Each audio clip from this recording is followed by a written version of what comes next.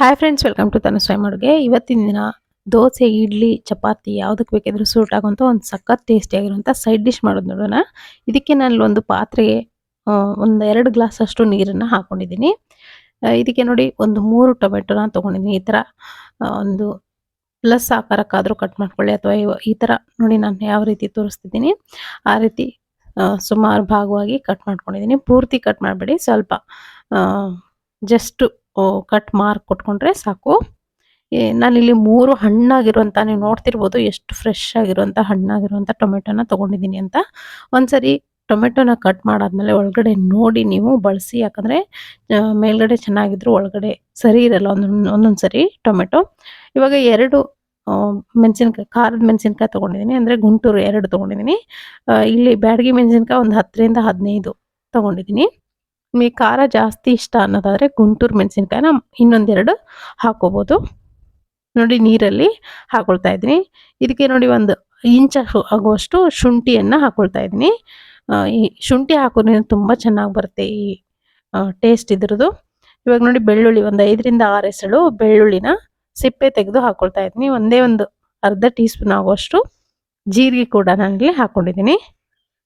ಇವಾಗ ಇದನ್ನು ನಾನು ಏನು ಮಾಡ್ತೀನಿ, ಗ್ಯಾಸ್ ಫ್ಲೇಮಲ್ಲೇ ಇಟ್ಟು ಲೋ ಫ್ಲೇಮ್ ಅಥವಾ ಮೀಡಿಯಮ್ ಲೋ ಫ್ಲೇಮ್ ಇಟ್ಕೊಂಡು ನಾನು ಇದನ್ನು ಒಂದು 15 ನಿಮಿಷ ಕುದಿಯಕ್ಕೆ ಬಿಡ್ತೀನಿ. ಚೆನ್ನಾಗಿ ಸಾಫ್ಟಾಗಿ ಕುದಿಬೇಕು ಇದು.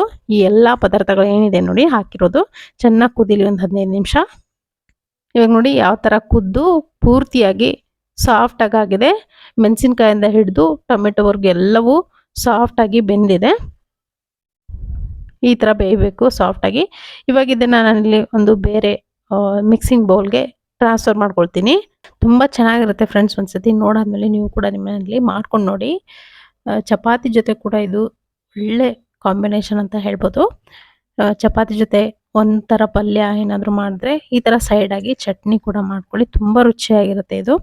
ಇವಾಗ ನೋಡ್ತಿರ್ಬೋದು ಒಂದು ಬೇರೆ ಮಿಕ್ಸಿಂಗ್ ಬೌಲ್ಗೆ ತೆಗಿತಾ ಇದ್ದೀನಿ. ಇದೇ ಥರ ಒಳ್ಳೊಳ್ಳೆ ಸೈಡ್ ಡಿಶ್ ರೆಸಿಪಿಗಳು ಆಲ್ರೆಡಿ ನಮ್ಮ ಚಾನಲಲ್ಲಿ ಅಪ್ಲೋಡ್ ಮಾಡಿದ್ದೀನಿ. ಇನ್ನೂ ಯಾರು ನಮ್ಮ ಚಾನಲಲ್ಲಿ ನೋಡಿಲ್ಲ ಒಂದ್ಸರಿ ಚೆಕ್ ಮಾಡಿ ಚಾನಲ್ನ.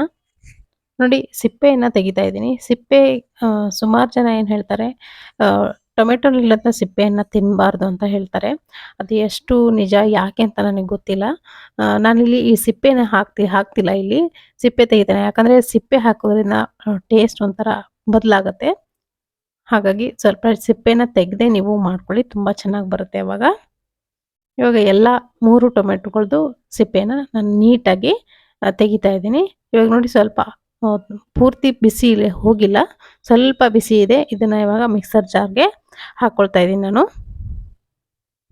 ನಿಮಗೆ ಖಾರ ಕಡಿಮೆ ಅಂತ ಅನಿಸಿದ್ರೆ ಸ್ವಲ್ಪ ನೀವು ಇದಕ್ಕೆ ಒಂದು ಹಸಿಮೆಣಸಿನ್ಕಾಯಿ ಕೂಡ ನೀವು ಹಾಕ್ಕೋಬೋದು, ಅಥವಾ ಜಾಸ್ತಿ ಅಂತ ಅನಿಸಿದ್ರೆ 1-2 ಮೆಣಸಿನ್ಕಾಯಿನ ನೀವು ತೆಗಿಬೋದು. ರುಚಿಗೆ ಎಷ್ಟು ಬೇಕಷ್ಟು ನೋಡ್ಕೊಂಡು ಉಪ್ಪನ್ನು ಸೇರಿಸ್ಕೊಂಡಿದ್ದೀನಿ. ಜೊತೆಗೆ ನಾನಿಲ್ಲಿ ಒಂದು ಅರ್ಧ ಟೀ ಸ್ಪೂನ್ ಅಷ್ಟು ಸಕ್ಕರೆ ಕೂಡ ಹಾಕೊಂಡಿದ್ದೀನಿ. ಸಕ್ಕರೆ ಬದಲು ಬೆಲ್ಲ ಕೂಡ ನೀವು ಬಳಸ್ಬೋದು, ಟೇಸ್ಟ್ ತುಂಬ ಚೆನ್ನಾಗಿ ಬರುತ್ತೆ. ಸ್ವಲ್ಪ ಕೊತ್ತಂಬರಿ ಸೊಪ್ಪನ್ನು ಕೂಡ ಹಾಕ್ಕೊಳ್ತಾ ಇದ್ದೀನಿ. ಬೇಕಿದ್ರೆ ಕರಿಬೇವು ಸೊಪ್ಪು ಕೂಡ ಫ್ರೆಶ್ ಆಗಿರೋದನ್ನು ಬಳಸ್ಬೋದು, ಒಂದು ಎಸಳು ಬಳಸಿ. ಇವಾಗ ನೋಡಿ ನುಣ್ಣಗೆ ರುಬ್ಕೊಂಡಿದ್ದೀನಿ. ನೋಡಿ ಯಾವ ಥರ ರುಬ್ಕೊಂಡಿದ್ದೀನಿ, ಎಷ್ಟು ಕಲರ್ಫುಲ್ ಆಗಿದೆ ನೀವು ನೋಡ್ತಿರ್ಬೋದು. ಬೇರೆ ಒಂದು ಮಿಕ್ಸಿಂಗ್ ಬೌಲ್ಗೆ ನಲ್ಲಿ ತೆಗಿತಾ ಇದ್ದೀನಿ ಅದನ್ನು. ಇದು ಕಂಪ್ಲೀಟಾಗಿ ರೆಡಿ ಆಯಿತು ಚಟ್ನಿ. ತುಂಬಾ ರುಚಿಯಾಗಿರುತ್ತೆ ಫ್ರೆಂಡ್ಸ್. ಖಂಡಿತವಾಗ್ಲೂ ನೀವು ಇದನ್ನು ಮಿಸ್ ಮಾಡಲೇಬೇಡಿ. ಒಂದ್ಸರಿ ಇಡ್ಲಿ, ದೋಸೆ, ಚಪಾತಿ ಯಾವುದಕ್ಕೆ ಬೇಕಿದ್ರೂ ಹೊಂದತ್ತೆ. ಇಡ್ಲಿಗಂತೂ ಸಖತ್ತಾಗಿರುತ್ತೆ. ಯಾವತ್ತಾದರೂ ಇಡ್ಲಿಯನ್ನು ಮಾಡಿದಾಗ ಇದನ್ನು ಒಂದ್ಸತಿ ಟ್ರೈ ಮಾಡಿ. ನಾನಲ್ಲಿ ಮತ್ತೆ ಮೇಲ್ಗಡೆ ಸ್ವಲ್ಪ ಸಣ್ಣದಾಗಿ ಕಟ್ ಮಾಡಿರೋಂಥ ಕೊತ್ತಂಬರಿ ಸೊಪ್ಪನ್ನು ಹಾಕ್ಕೊಂಡು ಮಿಕ್ಸ್ ಮಾಡ್ಕೊಳ್ತಾ ಇದ್ದೀನಿ ಸರ್ವ್ ಮಾಡೋಕ್ಕೆ. ತುಂಬಾ ಟೇಸ್ಟಿಯಾಗಿತ್ತು. ಟೆಕ್ಸ್ಚರ್ ನೋಡಿ ಯಾವ ಥರ ಇದೆ. ನೀವು ಇದನ್ನು ಸ್ಟೋರ್ ಮಾಡಿಕೊಂಡು ಫ್ರಿಜ್ಜಲ್ಲಿ ಕೂಡ ಇಟ್ಕೊಳ್ಬೋದು. 2 to 3 ಡೇಸ್ ಇಟ್ಕೊಂಡು ನೀವು ಸರ್ವ್ ಮಾಡ್ಬೋದು. ಇವಾಗ ನೋಡಿ ನಾನಲ್ಲಿ ಇಡ್ಲಿ ಜೊತೆಗೆ ಸರ್ವ್ ಮಾಡ್ಕೊಳ್ತಾ ಇದ್ದೀನಿ. ಜಸ್ಟು ಕೆಂಪು ಚಟ್ನಿ ಮಾತ್ರ ಮಾಡಬೇಡಿ, ಇದ್ರ ಜೊತೆಗೆ ಗ್ರೀನ್ ಚಟ್ನಿ ಕೂಡ ಮಾಡಿದ್ರೆ ತುಂಬ ರುಚಿಯಾಗಿರುತ್ತೆ. ಎರಡೂ ಕೂಡ ಹಾಕ್ಕೊಂಡು ಇಡ್ಲಿ ಜೊತೆ ತಿಂತಾಯಿದ್ರೆ ಸಖತ್ತಾಗಿರುತ್ತೆ. ಖಂಡಿತ ಈ ವಿಡಿಯೋ ಅಥವಾ ಈ ರೆಸಿಪಿ ನಿಮಗೆ ಇಷ್ಟ ಆಗಿದೆ ಅಂದ್ಕೊಳ್ತೀನಿ. ಇಷ್ಟ ಆಗಿದ್ರೆ ಈ ನಮ್ಮ ವೀಡಿಯೋಸ್ಗಳಿಗೆ ಒಂದು ಲೈಕ್ ಮಾಡೋದನ್ನು ಮರಿಬೇಡಿ. ಇದೇ ಥರ ನಮ್ಮ ಚಾನಲ್ನ ನೋಡ್ತಾ ಇರಿ, ಸಪೋರ್ಟ್ ಮಾಡ್ತಾ ಇರಿ. Thank you.